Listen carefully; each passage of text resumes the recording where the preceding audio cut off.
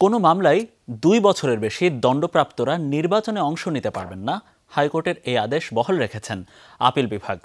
দুর্নীতির দায়ে দণ্ডপ্রাপ্ত ড্যাব নেতা ও বিএনপির মনোনয়ন প্রত্যাশী ডাক্তার AZM জাহিদ হোসেনের সাজা স্থগিতের আবেদন শুনানি শেষে নো অর্ডার দেন প্রধান বিচারপতির নেতৃত্বাধীন আপিল বেঞ্চ।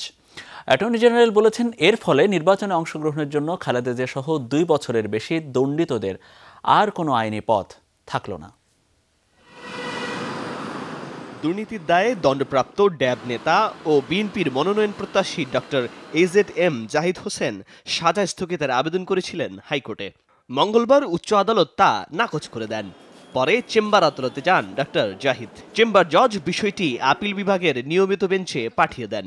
বুধবার সকালে শুনানি শেষে নো অর্ডার দেন প্রধান বিচারপতির নেতৃত্বাধীন 7 বিচারপতির আপিল বেঞ্চ। যারা দণ্ডপ্রাপ্ত আছেন, অন্যান্য যারা ফৌজদারি মামলায়, দুর্নীতির মামলায়, তারা ইলেকশনের অযোগ্য বলে বিবেচিত হবে এই রায়ের আলোকে, এবং এই রায়টা দিয়েছে সংবিধানের 66(2) ঘ ধারার আলোকে। আদেশ যেটা আছে, নিশ্চয়ই আদেশের অর্ডার দিয়ে সরকার পক্ষ বা অন্যান্যরা এটা তাদের মতো করে সাবমিট করবে, কিন্তু আমার পক্ষে যেটা বলার থাকবে যে নির্বাচন returning officer he will decide on his own যে ডক্টর জাহিদ ইলেকশন করতে পারবেন কি পারবেন না। অ্যাটর্নি জেনারেল মাহবুবে আলম বলেছেন, সবার ক্ষেত্রে সংবিধান এবং আদালতের আদেশ সমানভাবে প্রযোজ্য। নির্বাচনে অংশগ্রহণের জন্য খালেদা জিয়া সহ 2 বছরের বেশি দণ্ডিতদের আর কোনো আইনি পথ খোলা নেই। তাদের এই নমিনেশন পেপার যদি বাতিল করে দেওয়া হয় এই রায়ের বা সংবিধানের এই অনুচ্ছেদের উল্লেখ করে, সেক্ষেত্রে তারা যদি হাইকোর্টে আসেন তখন দেখা যাবে।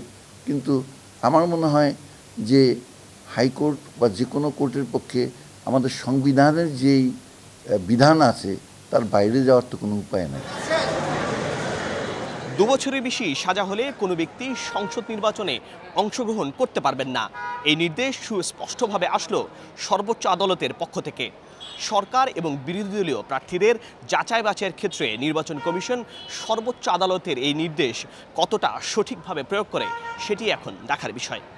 এদিকে বুধবার সকালে রিটার্নিং কর্মকর্তার কার্যালয়ে ময়মনসিংহ 4 আসনে বিএনপি প্রার্থী হিসেবে মনোনয়নপত্র জমা দিয়েছেন দলটির vice chairman doctor Zahid Hossain.